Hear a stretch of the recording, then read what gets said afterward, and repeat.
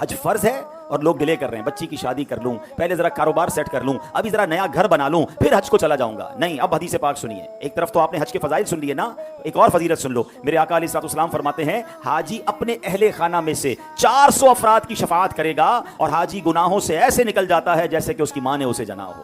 اپنی نہیں، اپنے خاندان کے 400 لوگوں کی بھی شفاعت کرے گا۔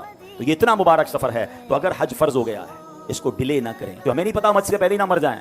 فرض ہو گیا فوراً ادا کریں، کیونکہ حدیث پاک میں آتا ہے جس کا مضمون ہے کہ جو استطاعت کے باوجود حج نہ کرے، آقا فرماتے ہیں مجھے کوئی پرواہ نہیں، وہ عیسائی ہو کر مرے یا یہودی ہو کر مرے، یعنی اس کے ایمان پر خاتمہ نہ ہونے کا خوف ہے۔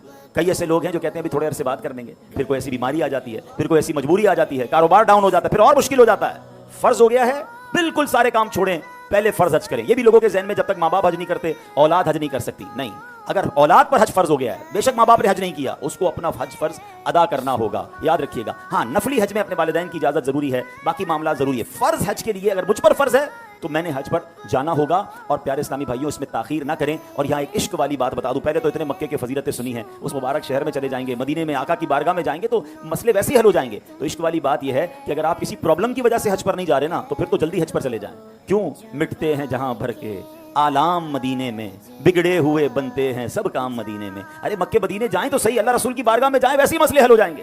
اور ایک اور حدیث پاک جس کا مضمون ہے حج کرو غنی ہو جاؤ گے۔ جو لوگ کہتے ہیں نا اتنے پیسے خرچ ہو جائیں گے، ارے حج کرنے پہ تو اور اللہ عطا فرماتا ہے۔ تو جو استطاعت رکھتے ہیں، ہاں ایسا نہیں کہ غریبوں پر بھی حج ہے، جس کی استطاعت ہے، جو یہ مال رکھتا ہے، اس کی تفصیل ہے، سفر کی طاقت بھی رکھتا ہے، واپسی تک گھر والوں کا اس کے پاس توشہ بھی ہے، گھر والے بھی خیر سے اس کے استعمال کرتے رہیں گے، جو تفصیل ہے وہ ساری دیکھ لیں۔ لیکن اگر آپ پر حج فرض ہے، پلیز ڈو ناٹ ڈیلے، آپ حج کیجئے۔ اگر اس سال حج کے فارم وغیرہ نہیں بھر